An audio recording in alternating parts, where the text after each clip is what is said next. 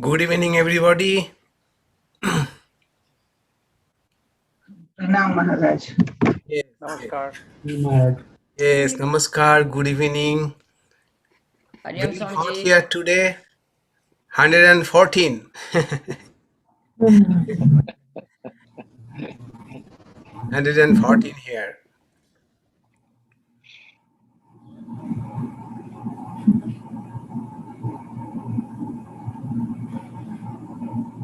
Good evening, Barbara. Good evening. Yes.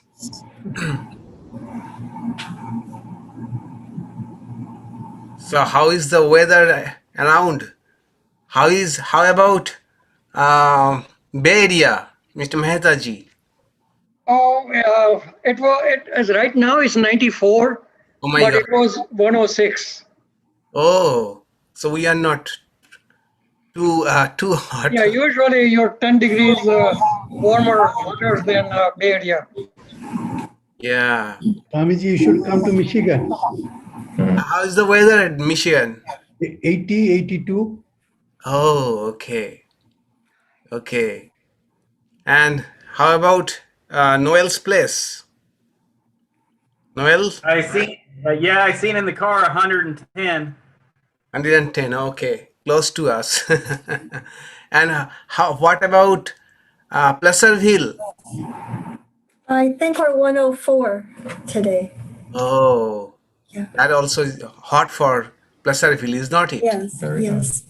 Yesterday, 107. Yes. Oh. Anyway, whatever it is. Namaste, Swamiji. Yes, yes. Namaste. Namaste. Namaste. We need the temperature for the tomatoes to ripen.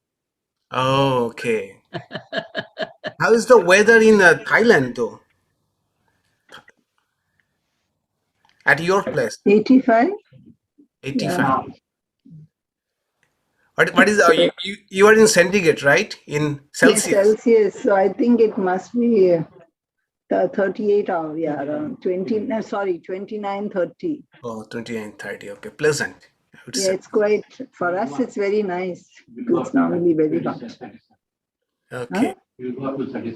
Yeah, it's a variable. It goes up to 37. Yes. Okay. So as it appears, Sacramento is hottest now. All right. Okay, we shall start.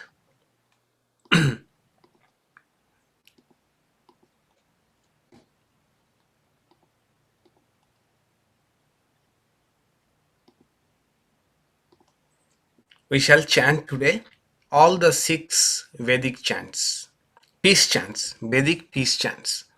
And before we start, some of you might have had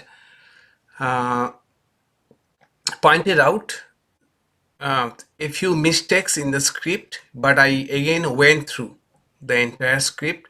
There is no mistake. Okay, there is no mistake.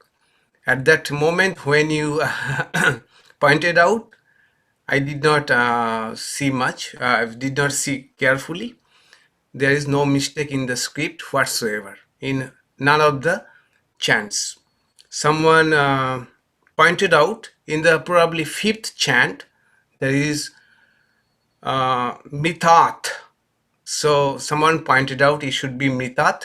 It should be mitat tha because rule of the sandhi. We broke it as mitat because here we are concerned with chanting. So it should be amritat tha. Okay. And someone probably pointed out in the second peace chant, Twameva, and next one was Twameva. That is right. First one is Twameva and second one is Tameva. And in the first one, no is upper pitch and the second one, no is lower pitch. So scripts are fine. There is no need to change. All right.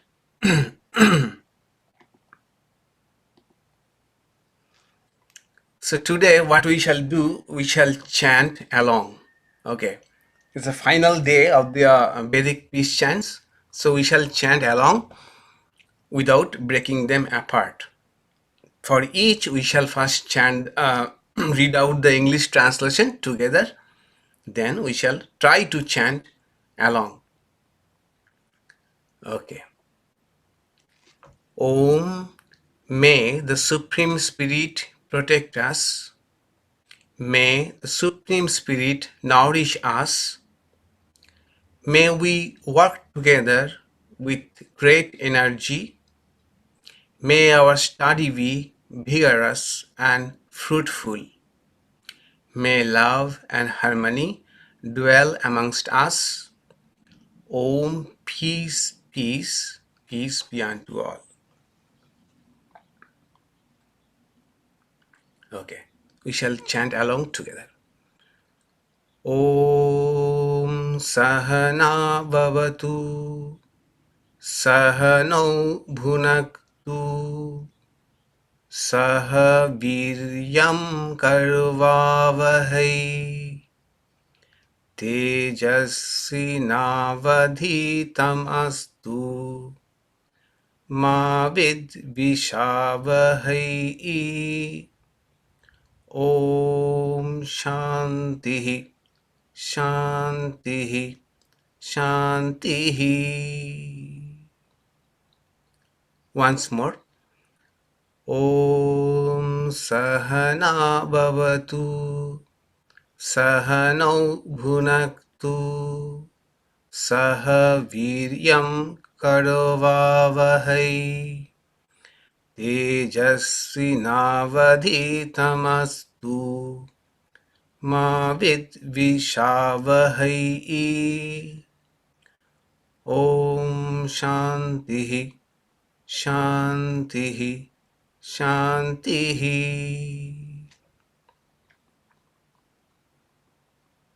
We chant 2. Om, may Mitra be favorable to us. May Varuna be favorable to us. May the Honorable Aryama be favorable to us. May Indra and Brihaspati be favorable to us. May Vishnu with long strides be favorable to us. Salutations to Brahman. Salutations to Vayu. You indeed are the visible Brahman. I proclaim, you indeed are the visible Brahman. I speak the divine truth. I speak the absolute truth. May that protect me. May that protect the teacher. Protect me. Protect the teacher. Om, peace, peace, peace be unto all. Om Sham No Mitraha Sham Varunaha Sham No Bhavattaryama Sham No Indra Brihaspatihi Sham No Vishnu Rurukramaha Nama Brahmane Namaste Vayo Tvameva Prataksham Brahmasi Tvameva Prataksham Brahma Vadishyami Ritam Vadishyami Sattvam Vadishyami Tanmamavatu Tadvaktaramavatu Avatu Mam Avatu Vaktaram. Om Shanti Shanti Shanti. Once more. Om Sham No Mitraha Sham Varunaha Sham No Bhavattaryama Sham Na Indro Brihaspatihi Sham no Vishnururukramaha Nama Brahmane Namaste Vayo Tvameva Prataksham Brahmasi Tvameva Prataksham Brahma Vadishyami Ritam Vadishyami Sattam Vadishyami Tanmamavatu Tadvaktaramavatu Avatu Mam Avatu Vaktaram Om Shantihi Shantihi Shantihi. Peace chant 3. Om. O gods, may we hear auspicious words with the ears. May we see auspicious things with the eyes. While praising the gods with steady limbs, may we enjoy a life that is beneficial to all. May Indra of ancient fame be auspicious to us.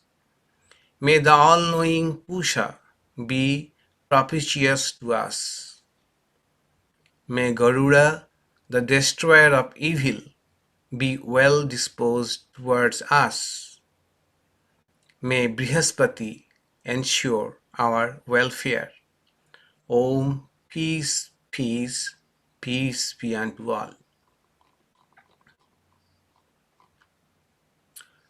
Om Bhadram Karnevhi Shunuyama Devaha Bhadram Pashyemakshviryajatraha Sthirairangai Stushtuvagam Shastanuvihi Vyashema Devahitam Yadayuhu Shastina Indro Vriddhashavaha Shastina Pusha Vishwavedaha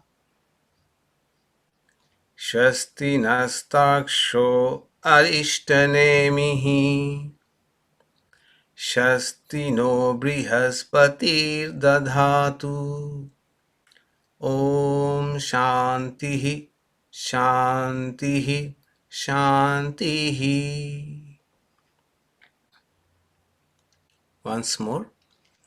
Om Bhadram Karnevhi Shunayama Devaha Bhadram Pashyemakshviryajatraha Sthirairangai Stuštuvagam Shastanuvihi Vyashema Devahitam Yadayuhu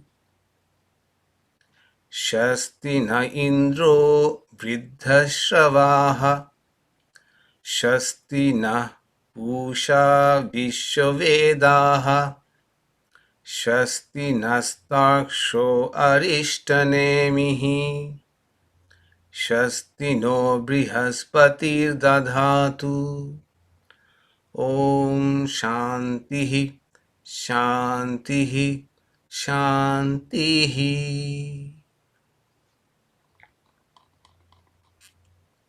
4. Om is the best sound of all Vedas. It arose from the nectarine essence of the Vedas.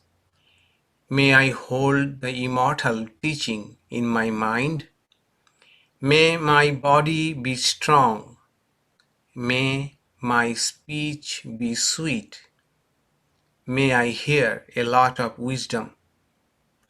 O Om, you are the receptacle of the supreme truth. May I never forget all that I have learned. Om peace, peace, peace be unto all.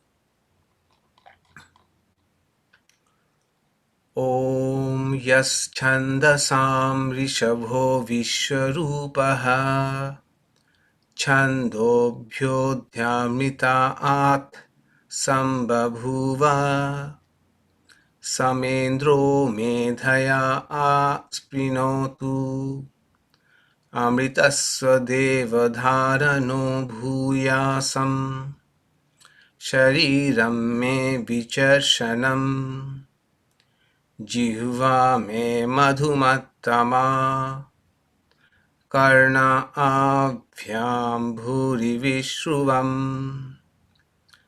ब्रह्मण कोशोऽसि मेधया पिहितः श्रुतं मे गोपाय ॐ शान्तिः शान्तिः शान्तिः.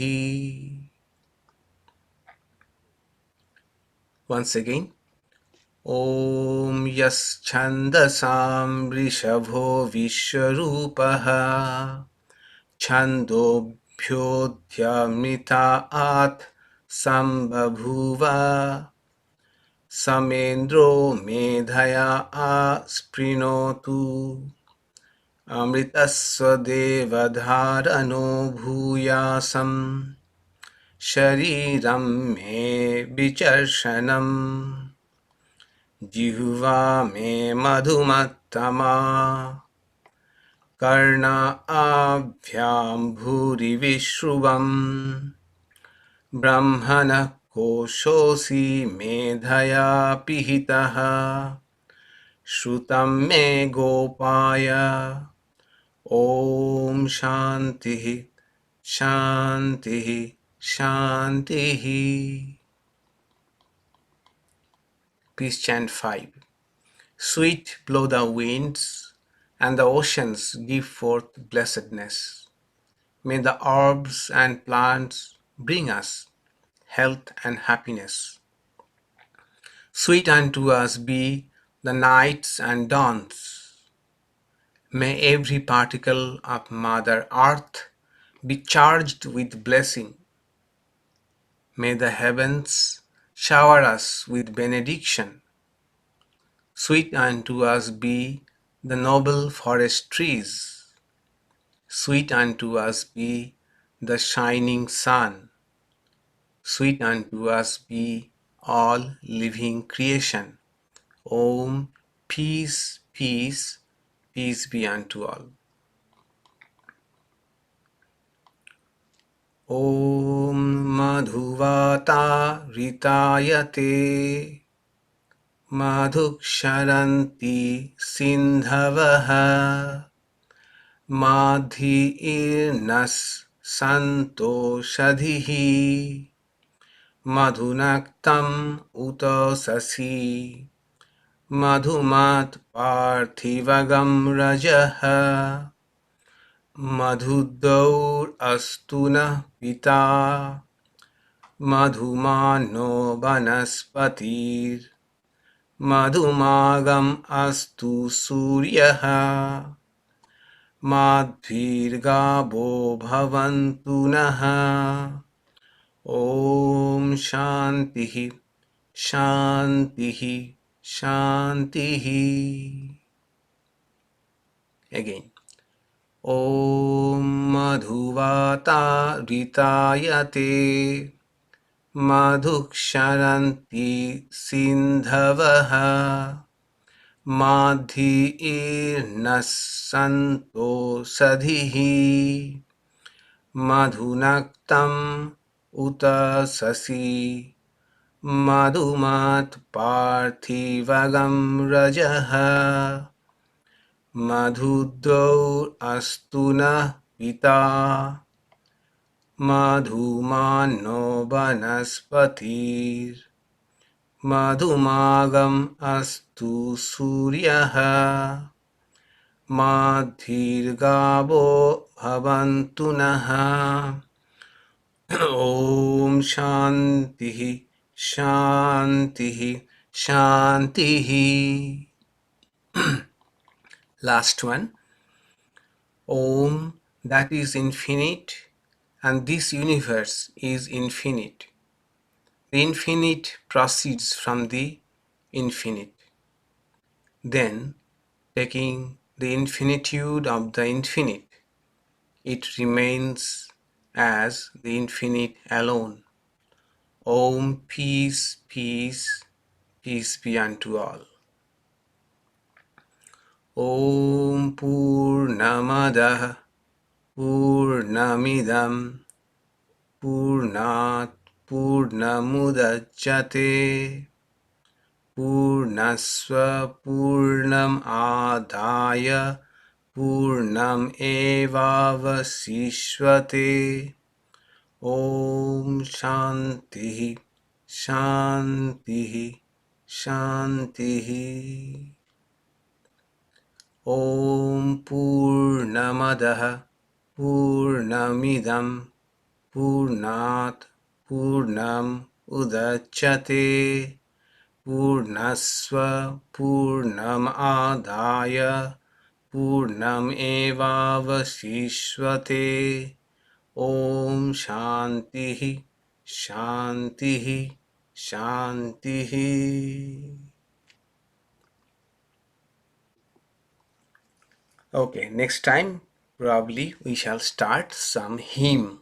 Okay, let me see what hymn to choose. All right.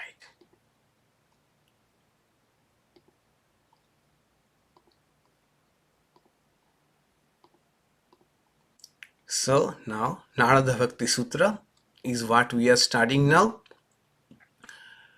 and we are in the first section of the text. The first section of the text, aphorism 1 to 24, deals with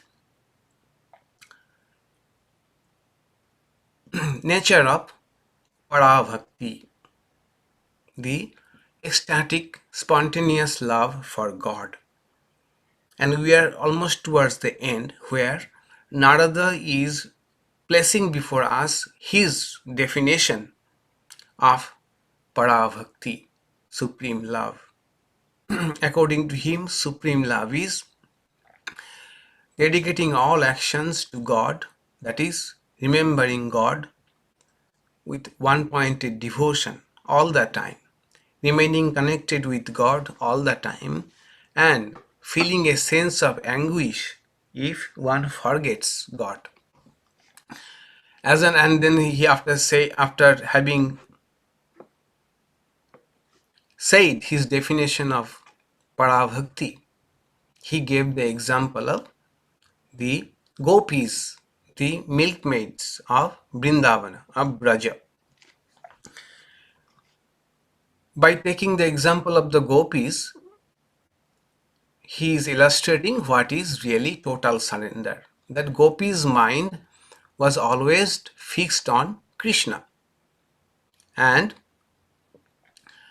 for them not to think of Sri Krishna even for a moment was a big torture, Vyakulata, an anguish, what Narada describes as one of the characteristics of divine love. Now, as we know, Bhagavatam is taking place. Bhagavatam is a conversation within a conversation within a conversation. So, the real conversation takes place between a king, King Parikshit, whose death was imminent, who was on his deathbed, and then he thought what can be done, how to utilize this last moment. Then he found a sage, Shuka, who started narrating to him these divine Leelas, incarnations of God. Then when Shuka came to this portion of Vrindavan Leela, Sri Krishna's divine love with the gopis and his pastime with all the residents of Vrindavan, especially, as I said, that the 10th book of Bhagavatam of Sri Krishna's life and Leela is the cream of Bhagavatam. And in that also the 5 chapters that deal with the Rasa Leela, Sri Krishna's intimate play with the gopis, is further said to be the cream of the cream. So when Shuka was explaining to Parikshit this ecstatic love, the madhur, sweet relationship of the gopis with Sri Krishna, Parikshit raised a question. 10th book, chapter 29, verse 12. Parikshit had the doubt that did the gopis who was connecting with Sri Krishna, was related to Sri Krishna, loved Sri Krishna, did they really know Sri Krishna's divine stature? Or were they just loving Sri Krishna as a human being? Because the words that have been used are all romantic words, words that we use to express romantic love between human beings. So were the gopis really aware of Sri Krishna's divinity? Otherwise, it appears to me, that is to Parikshit, this is just a human relationship, human love. Narada knows that, and that's why in the next aphorism he clarifies the doubt. So let us have a look at the next aphorism. Aphorism 22.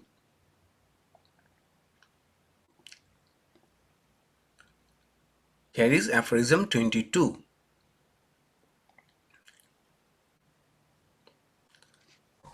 He says, Tatrapi na mahatma jnana vismriti apavada. So let us chant it together.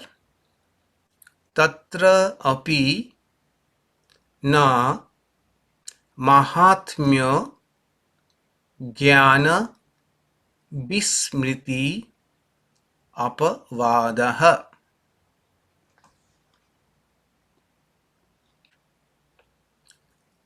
Api means even. Tatra, there. Apavada, the doubt that. Jnana Vismriti, the gopis were unaware of Mahatmya, the greatness of God.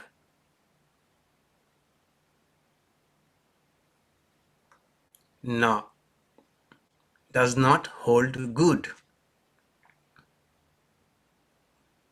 The syntax is like this. Api tatra apavadaha jnana vismiti mahatmya na.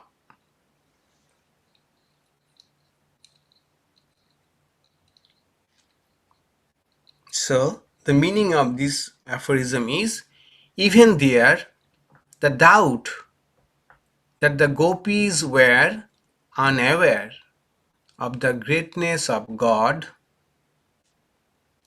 does not hold good.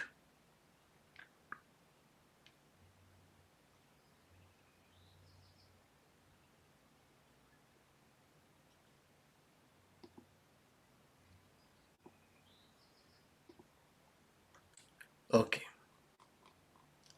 Even there means in the example of the love of the gopis for Sri Krishna.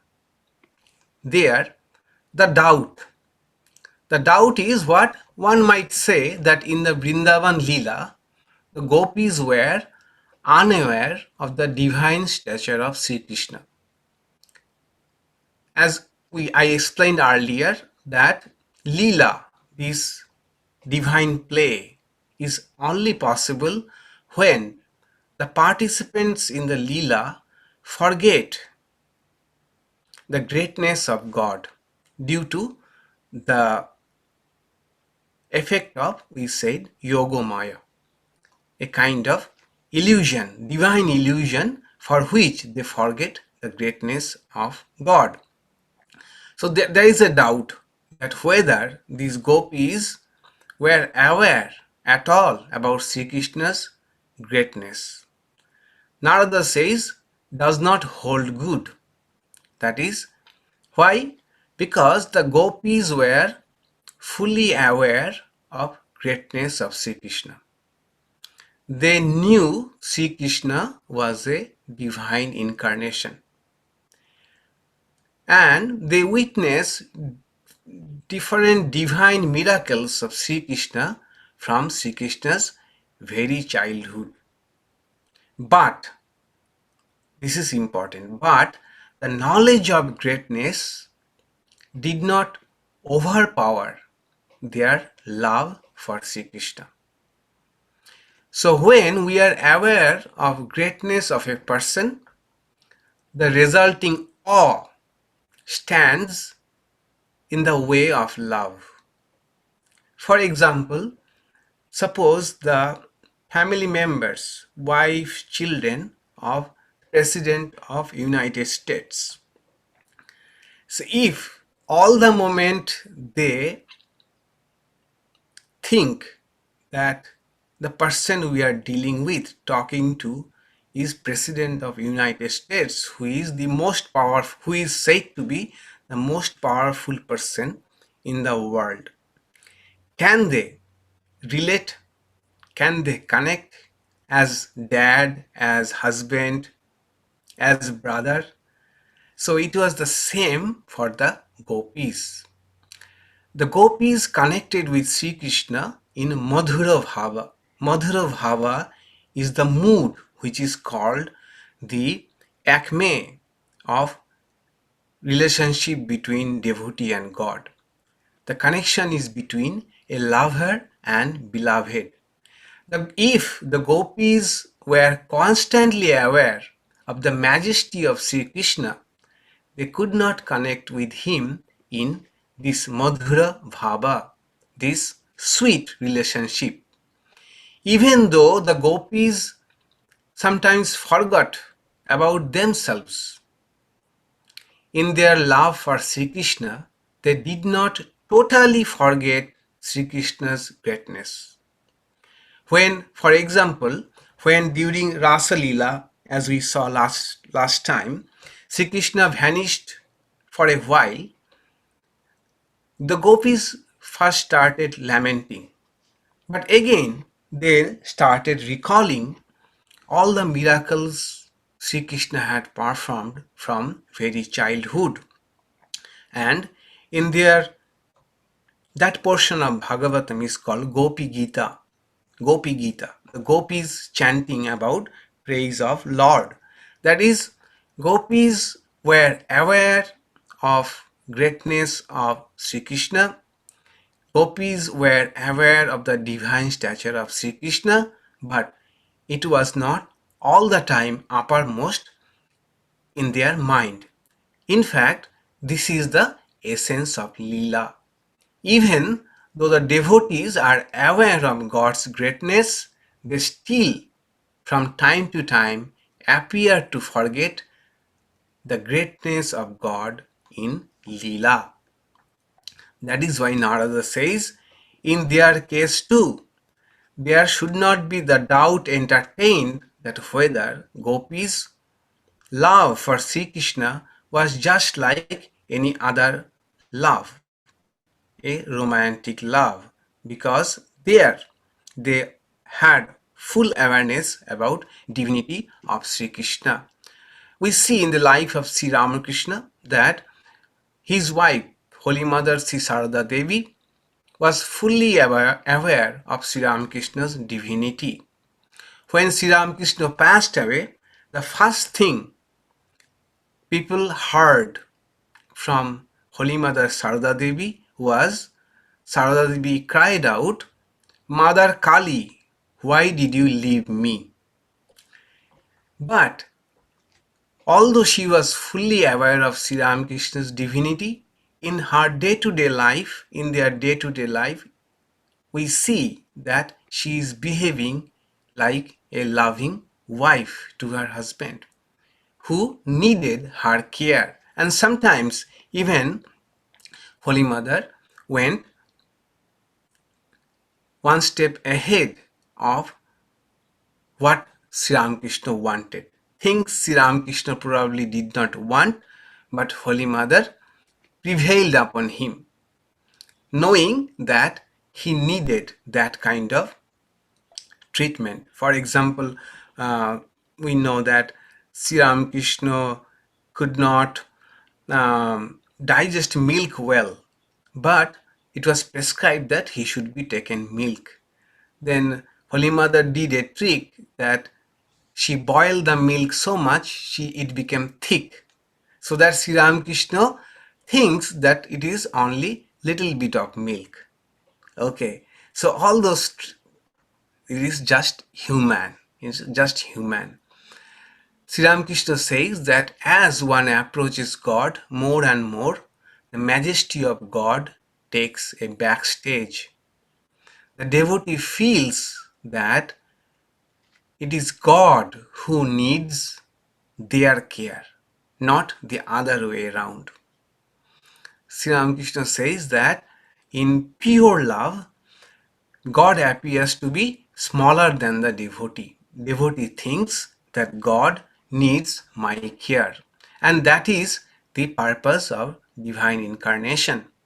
Although they are divine, they become relatable to others so that we can love them as our own and we can grow spiritually.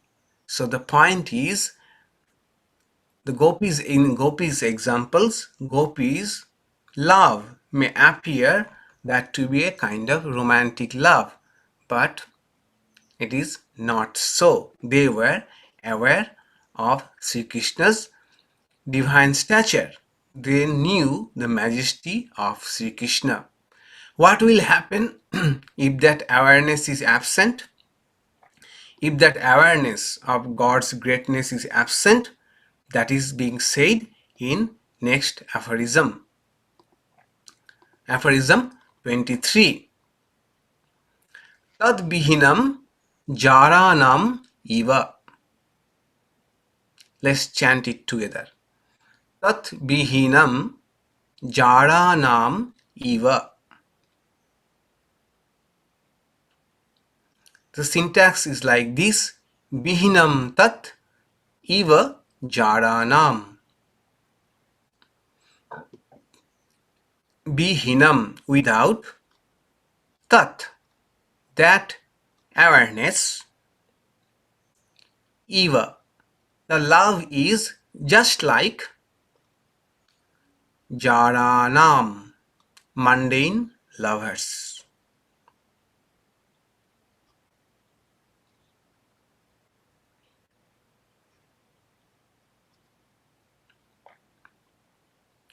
So without that awareness, the love is just like mundane lovers.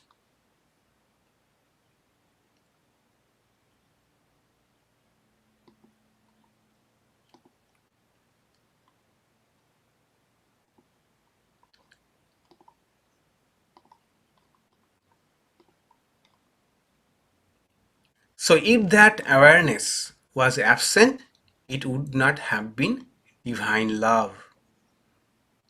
It would have been just love of some people, the cowherd boys and girls of Vrindavan, for a particular charming, sweet child. If that awareness was not present, this love story would not have become a legendary love tale, could not have found its place in spiritual literature at all. It would not have inspired countless devotees of God over many centuries. So, it must have been divine love. It was not just a love among ordinary human beings. And that means that the gopis and the gopas were aware of Sri Krishna's greatness or divine stature. In the next aphorism, another argument is placed by Narada to show that the gopis' love for Sri Krishna was no ordinary love. Aphorism 24.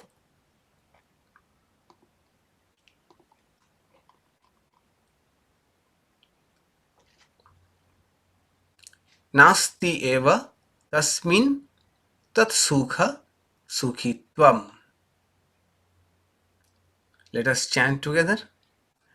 Nasti eva tasmin tat sukha sukhitvam.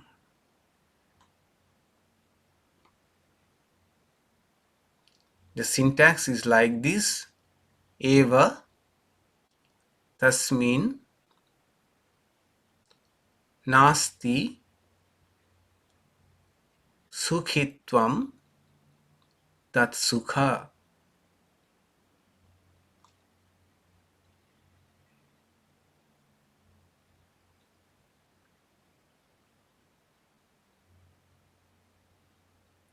Eva is indeed tasmin. In that ordinary love, nasti, there is no sukhitvam, happiness. Sukha means happiness. Tat sukha, in the happiness of the beloved.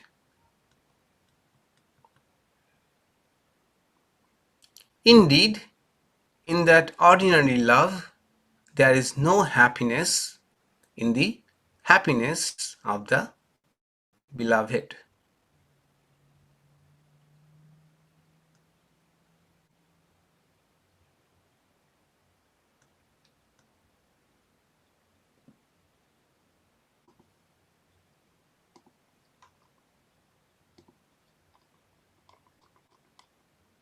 So, it is said that there are three types of love. First one, in first type, I am concerned about my happiness only, and that is called selfish love. I don't care about the other person's happiness. And we know such love relationship does not sustain long if both of them are concerned about their own happiness only. Second one, reciprocal. Let me be happy and you too be happy. This is healthy one, sustainable relationship. So I am in our relationship, let me be happy and you too be happy. The above two are ordinary love, but there is another higher kind of love, that is third one. I am concerned only about your happiness. Your happiness is my happiness. This is the true unselfish love. Supporting the position that Gopi's love were no ordinary romantic love, Narada says that in ordinary love something is missing which is present in Gopi's love. What is missing? This is happiness derived from the happiness of their beloved. That is happiness from pleasing the beloved. Having total concern for the beloved. Many verses of Bhagavatam reveal that Gopis' love were such selfless love, unselfish love. One story worth mentioning, that as I said, after Sri Krishna left Vrindavana at the age of 10, he never returned to Vrindavan. He then settled in Mathura, which is not too far from Vrindavan.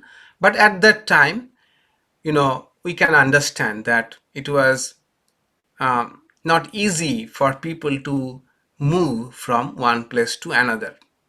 So once a visitor from Mathura traveled to Vrindavan and met the gopis there.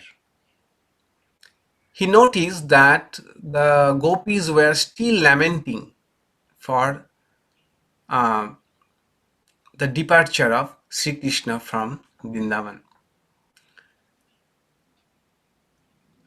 With tearful eyes, they expressed their anguish that how they are missing the blissful company of Sri Krishna.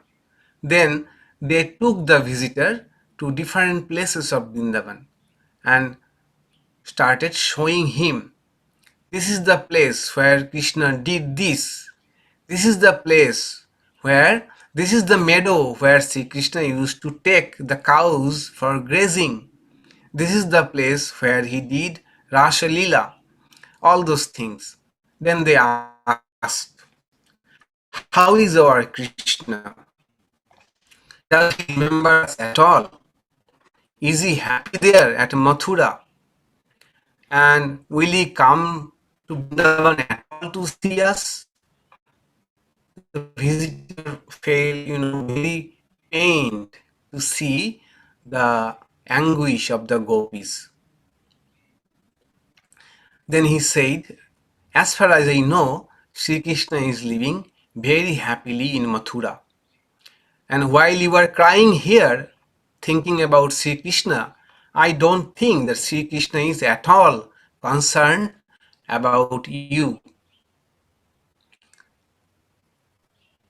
The purpose why the visitor said so, that he thought if this statement will make the gopis remorseful and they will start emotionally detaching themselves from Sri Krishna. Why think of Sri Krishna anymore? Because he is very happy there and does not think about us at all. But nothing of that sort happened. The moment the gopis heard that Krishna was living happily, their faces brightened up. Oh, is that so? Our Krishna is happy there. What else do we want? His happiness is our only happiness. Thank you for bringing such a good news to us. Saying so, the gopis were so happy, they started removing their, golden ornaments, bangles, rings, and gifted to the visitor for bringing such a good news. When the visitor was about to return to Mathura, the gopis surrounded him and said, we have just one request. Sri Krishna loved butter so much. So please take some butter from us and give it to Sri Krishna. And don't ever tell him that we are still sorrowful on account of separation from him. If you mention it, he might too become sorrowful, thinking about us. We only wish that he remains happy forever. So that is what Narada is trying to point out, that my happiness is only in your happiness. Irrespective of what state of my mind is, I am always happy seeing you happy. I don't want anything for myself. So unselfishness is what makes the divine love different from ordinary love. This is hard to find. Even the purest of love amongst us, even though they say mother's love is also so unselfish, but again they also can become, if we cannot say that mom is always happy seeing the happiness of the child. Sometimes mom wants also something that which if they don't fulfill, which does not make mom happy. The question is, what does this all mean to us? How can we be happy with the happiness of God? Gopis knew what made Sri Krishna happy. How do we know what makes God happy? If we are seeking or striving for true devotion, whose hallmark is unselfishness, being happy with the happiness of God. So how do we know that God is happy with us? So the answer to this is pure devotion, which is called Shuddha Bhakti, makes God happy. One-pointed devotion makes God happy. In Bhagavad Gita, 7th chapter, Sri Krishna says that 4 types of people approach me, love me, and I love them all. One is those who are afflicted, those who want to get rid of some problems, calamities. Second, those who seek prosperity. Third, those who want to find out some deeper questions about life, whether really God exists, what is the meaning of life. With these views, they approach me, that is God. And fourth one are the Gyanis, those who have already felt their oneness with God. And Sri Krishna says, among them, Tesham Gyani Nitya Yukta Eka Bhakti Vishishvate Priyo hi Gyanino Ati Artham Aham Sacha Mama Priya.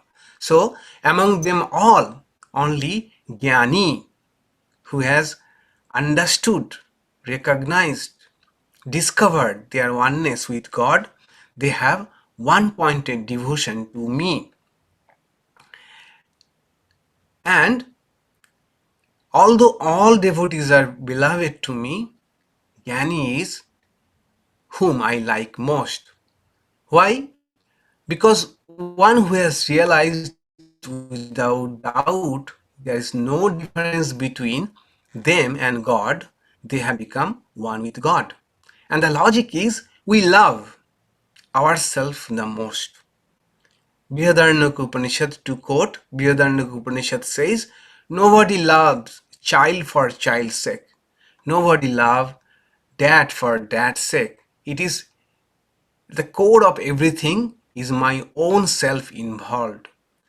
So since I love myself the most, and when I find that God is nothing, my innermost self, then I find we are identical, and love for God is total.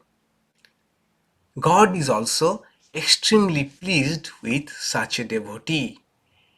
That devotion is without any desire. I love God. Why? Because I love. There is no reason why I love. Why I love myself? Because I love myself. There is no reason why I love. So that is what Para Bhakti is. Subject matter of this section. Initially, all of us have devotion with desire. Okay, we want to get rid of something, we want to find the answer of something. That is fine, but with time, that devotion matures into devotion without any desire. We love God because we love God. We cannot say why we love God. Not for God becomes end in itself, not means for anything else. And that is what the theme of this entire section, aphorism 1 to 24, Para Bhakti, unselfish love. Interestingly, the Sunday lectures that I am giving now is also on 7th chapter of Bhagavad Gita. And the next Sunday, the talk is about this 4 types of, love. So I shall explore in details over there. So it is so interesting that these are going hand in hand. So the summary of these three aphorisms, aphorisms 22, 23 and 24 are the contention or the objection that the gopis loved Sri Krishna only as a human being.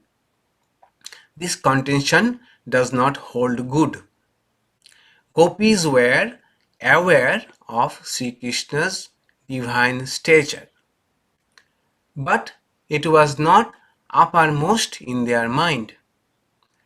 That awareness, the awareness that Sri Krishna is a divine incarnation, could not overpower their sweet relationship with Sri Krishna. Had there not been that awareness that Sri Krishna is divine being, their love would have been just like any mundane lovers. In such mundane love, we don't find absolute happiness in the happiness of the beloved. But in the case of the gopis, we find that gopis were always mindful about Sri Krishna's happiness alone. Sri Krishna's happiness was their only concern. So, gopis' love is the benchmark of Parabhakti in the Krishna Bhaktas, and that is what Narada is placing before us as a template of divine love, Parabhakti.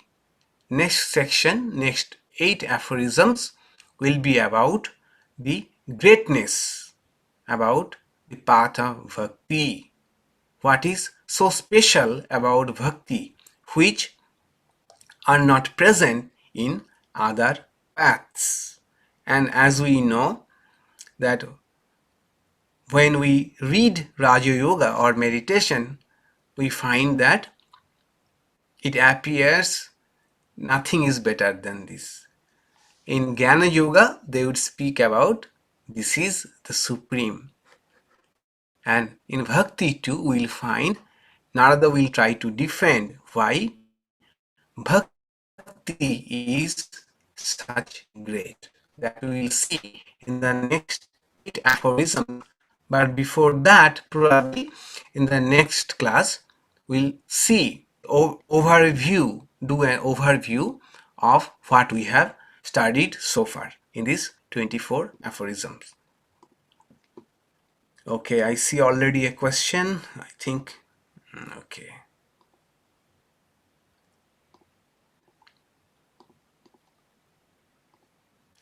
One may find oneself growing into the higher kind of love as one's spiritual practices depends. Is not it true?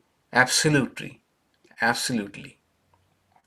Absolutely. As we grow, so also, because 4 types of devotees, it is said that that is also 4 stages of love.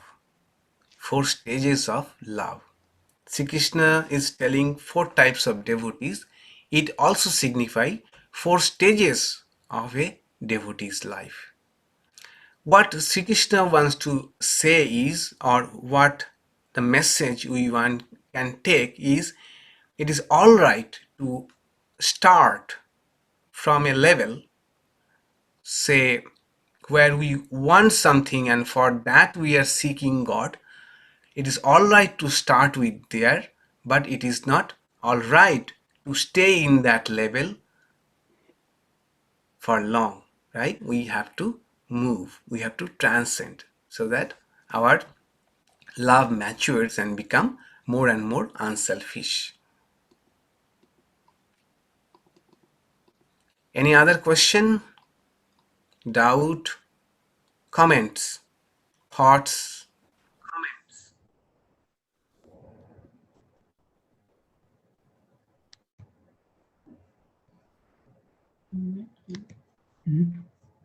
Maharaj, question. Yes, go ahead. So in jnana, there is no other, right? So the question of love, for love, you need to have two people, lover and object of love. There is no object of love, there's only one. So how can that be love and how can it be supreme love? Yeah. So, don't we love ourselves? We are loving ourselves, right? So, who is loving whom? Okay. So, Jivatma is loving the Paramatma. So, it is the same with that. Okay. Same with that. The Jnani knows that in essence there is no difference between me and God. God is my own innermost self. So that love is a spontaneous love, knowing that there is no differences. In fact, this is the culmination of love when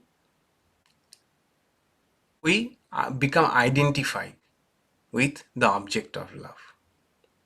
That is why Sri Krishna is telling the one who has understood that God is nothing other than one's own innermost self among all the devotees, that devotee is the greatest. Okay.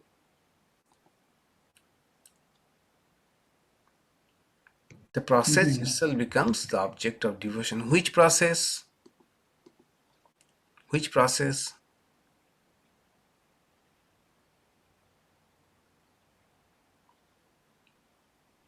The process of devotion itself, of loving itself. Yeah, love itself is the end itself. Love itself becomes the end.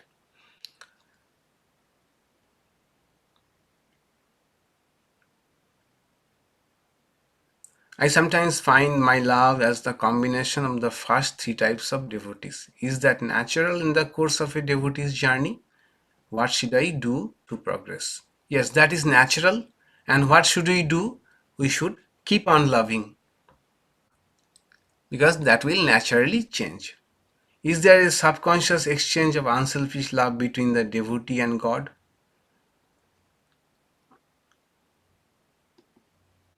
Yeah, subconscious, by the word subconscious probably were meaning God, devotee even not knowing, right?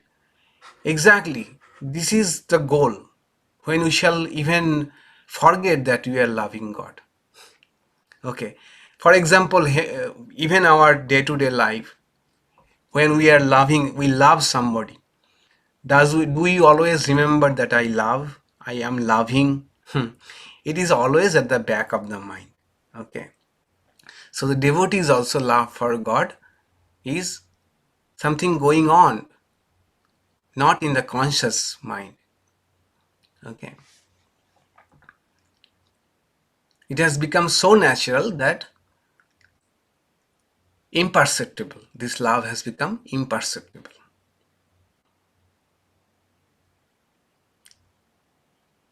You start, there are many ways, not only prasada buddhi, yeah. Unwritten understanding, right, unwritten understanding, which is difficult to express even. All right.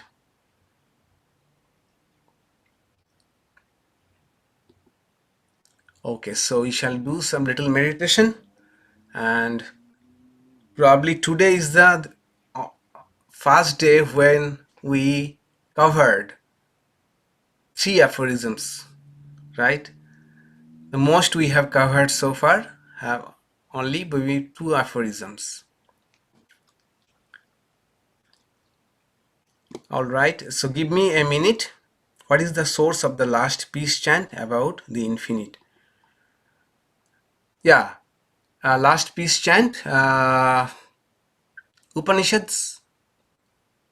Probably I have sent you all the scripts. Yeah, I have to see it. Purnamada, part of which Upanishad? I shall let you know later. And so give me a minute. to drink a glass of water,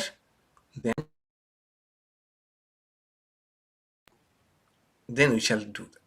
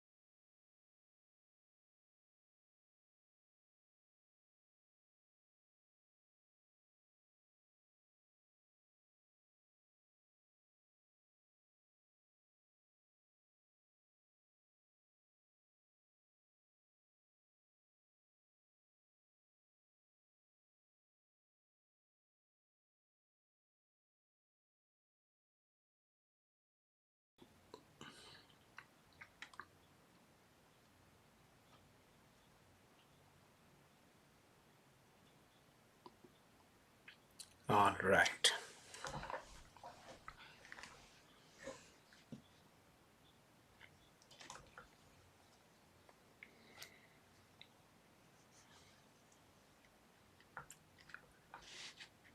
Please sit comfortably wherever you are sitting.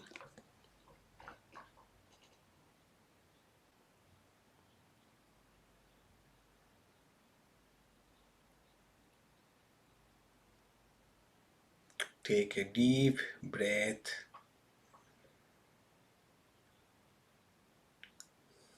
Relax.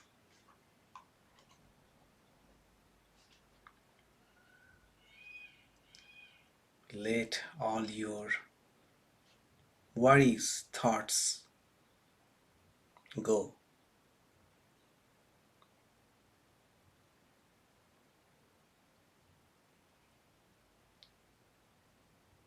Try to sit upright,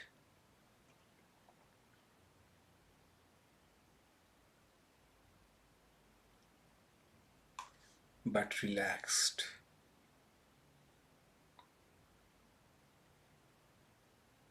Especially be mindful about your shoulders. Are they stiff?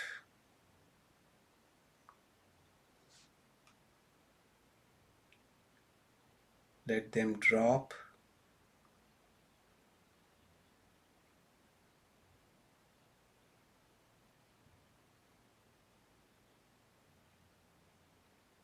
And close your eyes.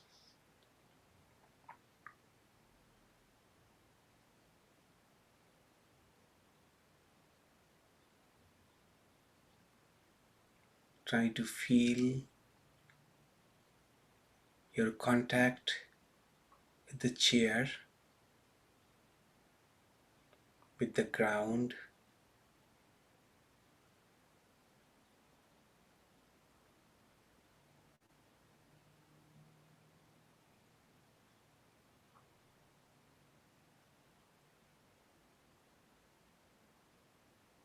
How the chair is pressing against you.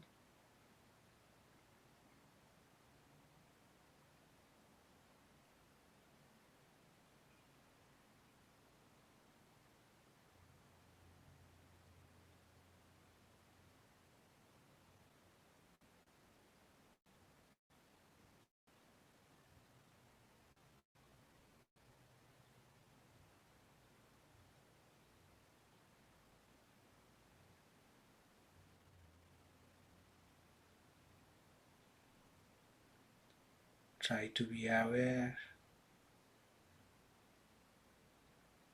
that you are sitting here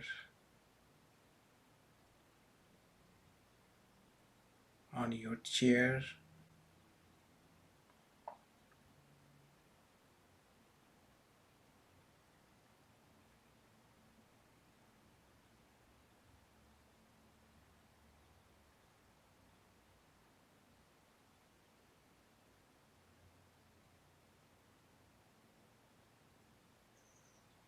You have infinite patience.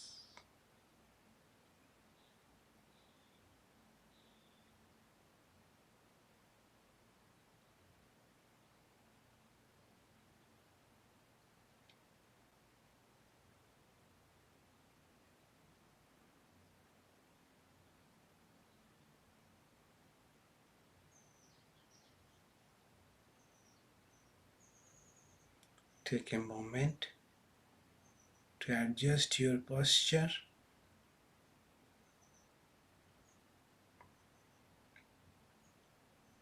Your shoulders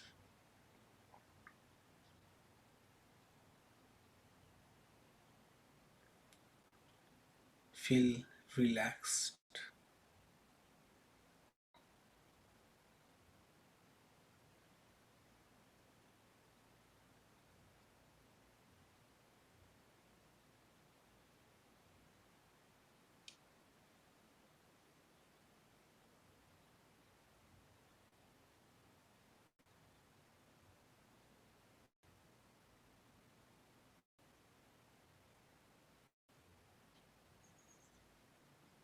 Now take 4 deep breaths.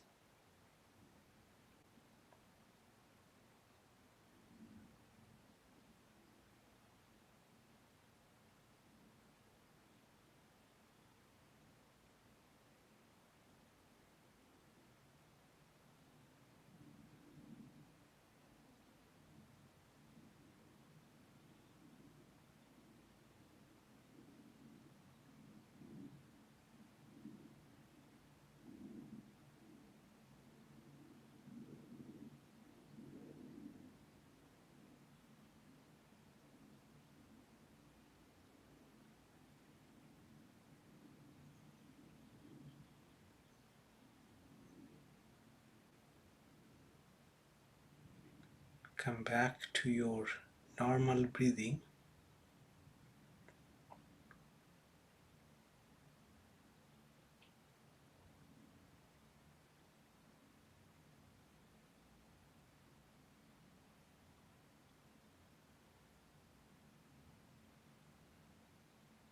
Now, without trying to control your breathing, just watch it.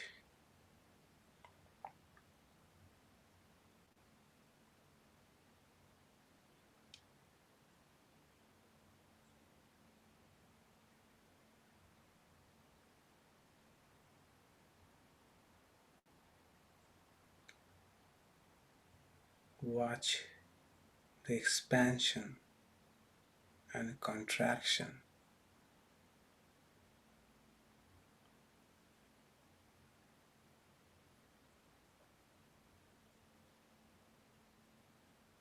As you breathe in and breathe out.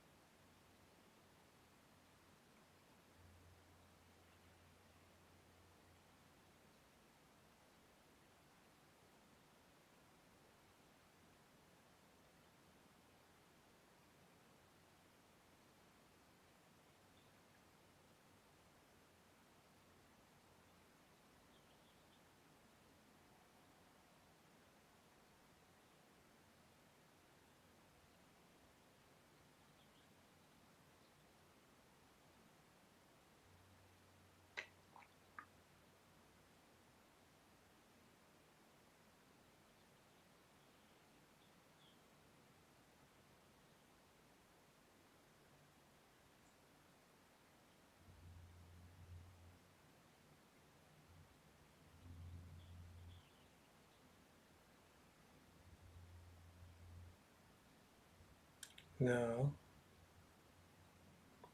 imagine a cool beam of light is entering your body from above and as it is filling out inner space, it is making the limbs of your body relaxed,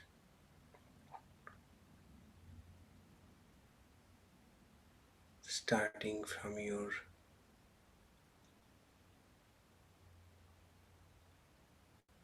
toes,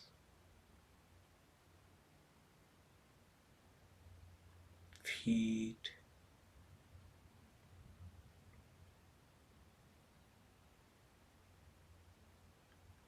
lower legs,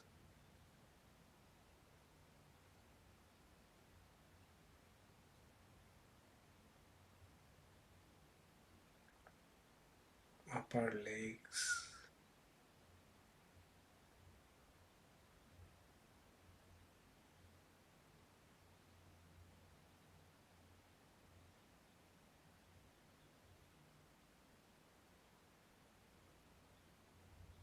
lower back,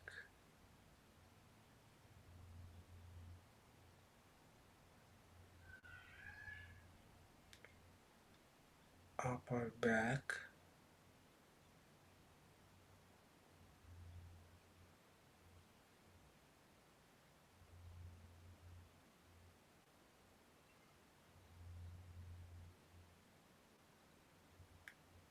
abdomen,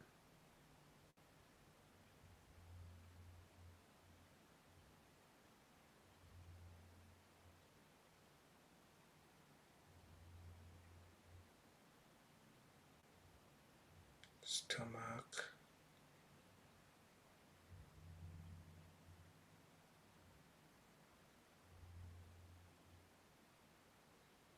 chest,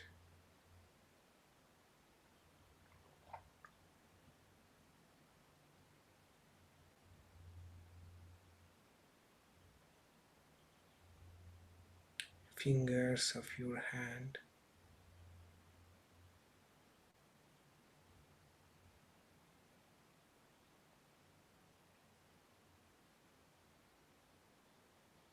lower arms,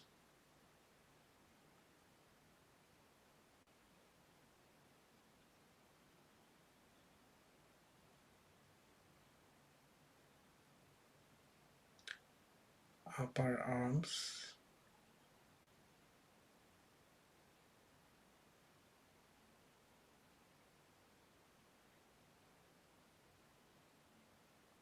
shoulders,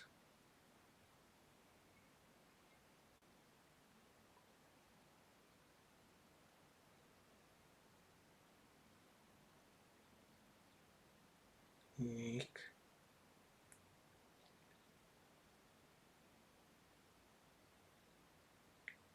throat,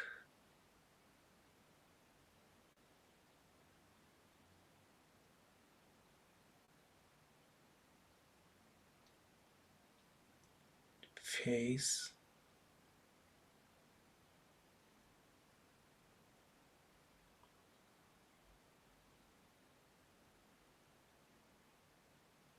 the forehead,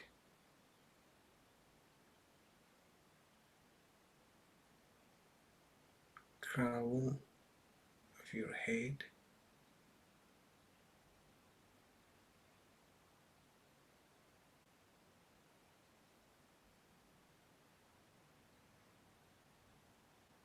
tongue,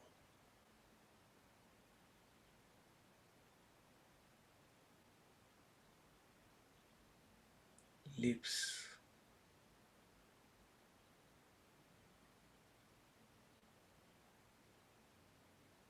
Now your entire inner space, the space within your body is filled with this soothing, cool light.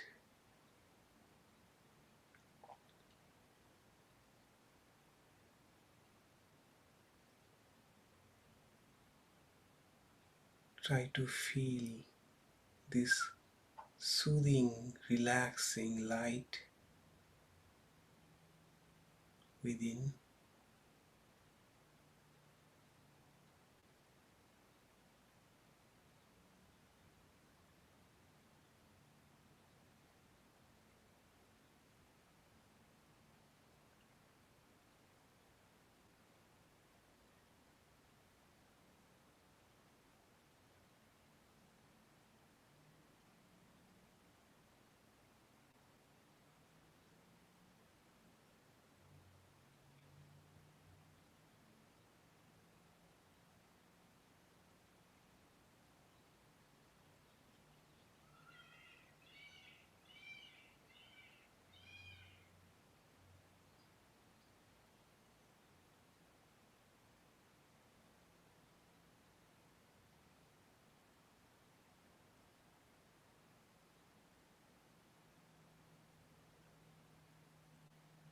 Now imagine that this light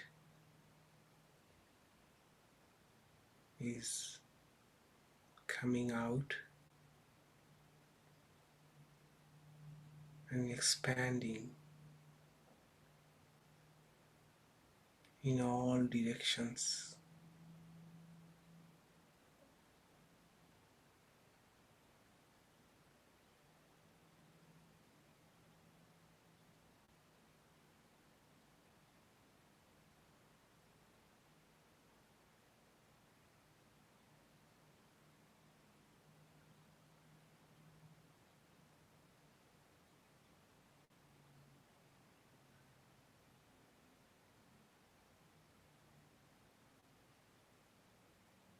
A peaceful,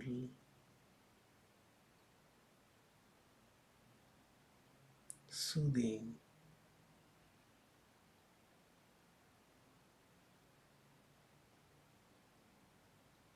light,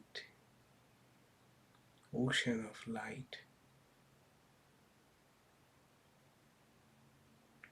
all around.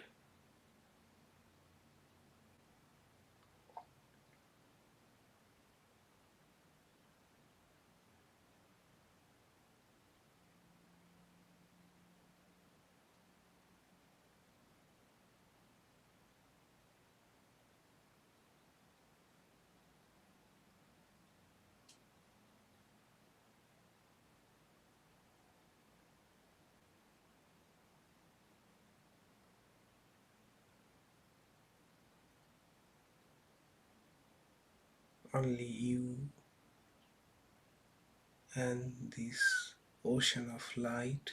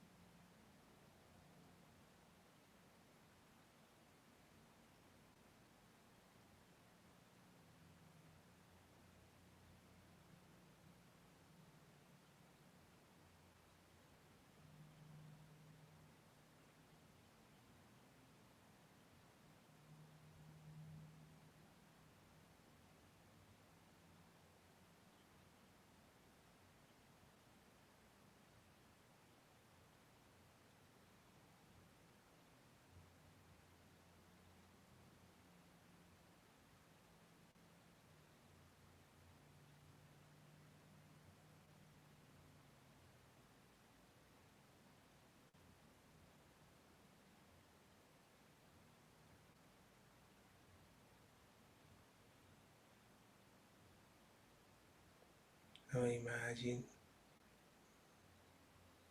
just in front of you a portion of this light is becoming condensed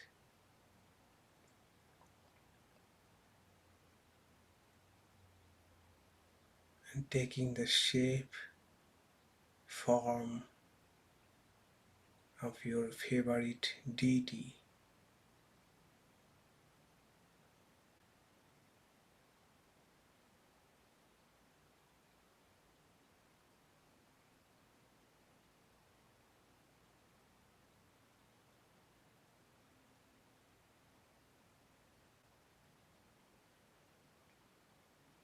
Who is looking at you compassionately,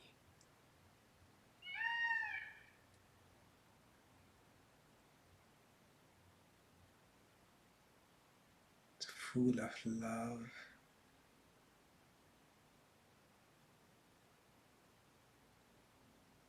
and smiling at you.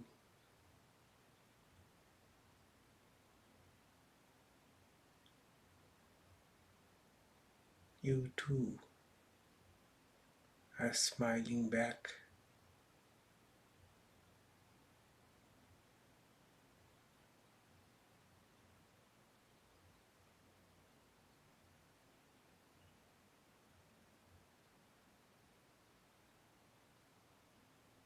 The deity is very pleased with you,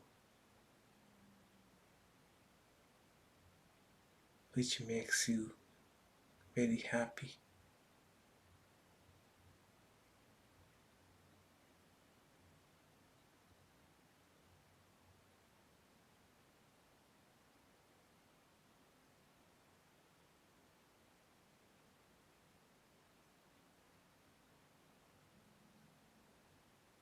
You are happy just to be with your deity, with your beloved.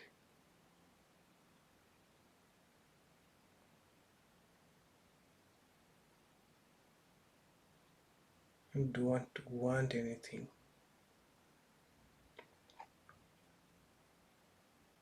You just want to be in the presence.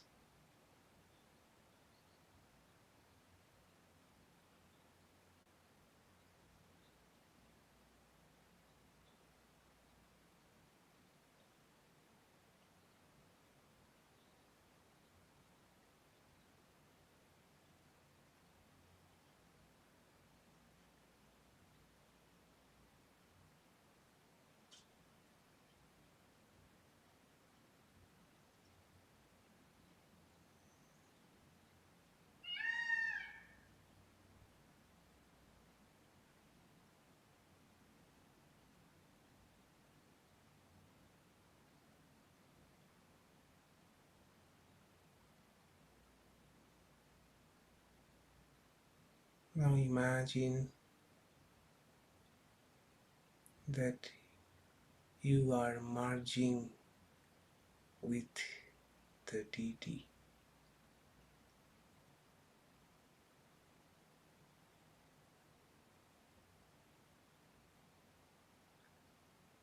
Your own individuality is getting dissolved into the deity's personality.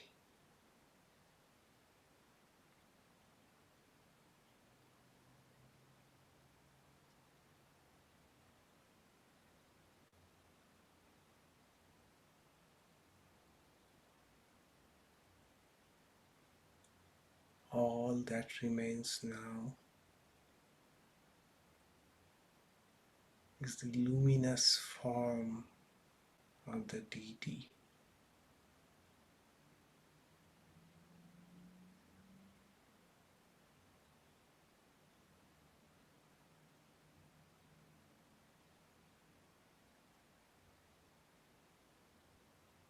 who is happy,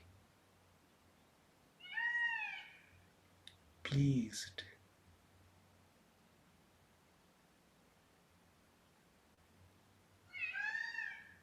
without any reason.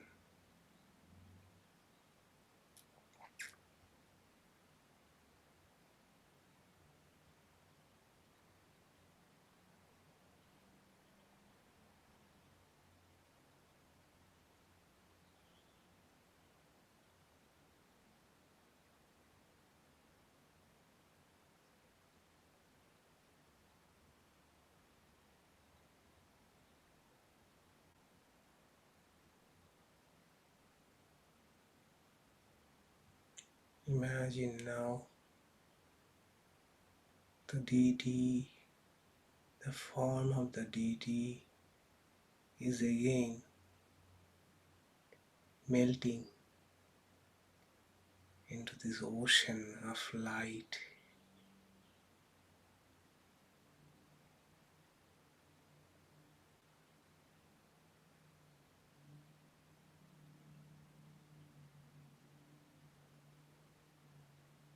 Only the ocean of light exists.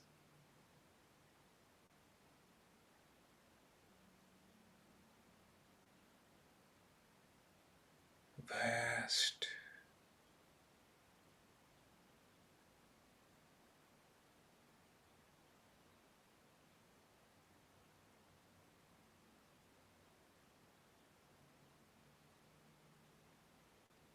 In this ocean, you are floating like a tiny spark.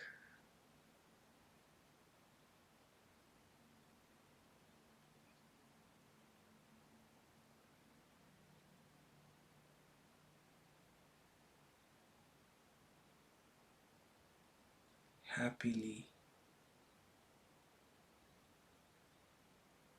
carelessly.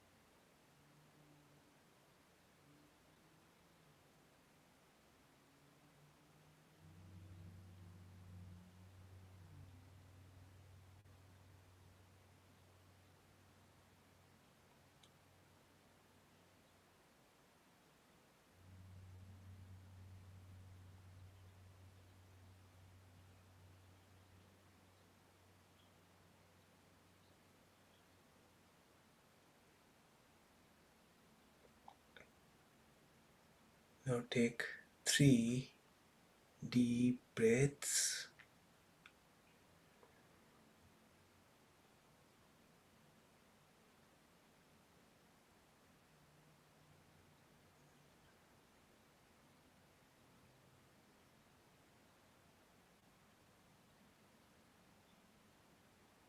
And slowly open your eyes.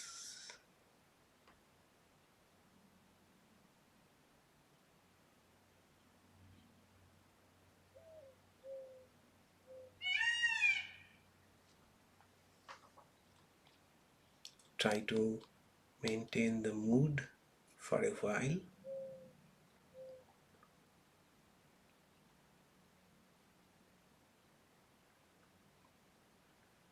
Try to read something elevating if you wish.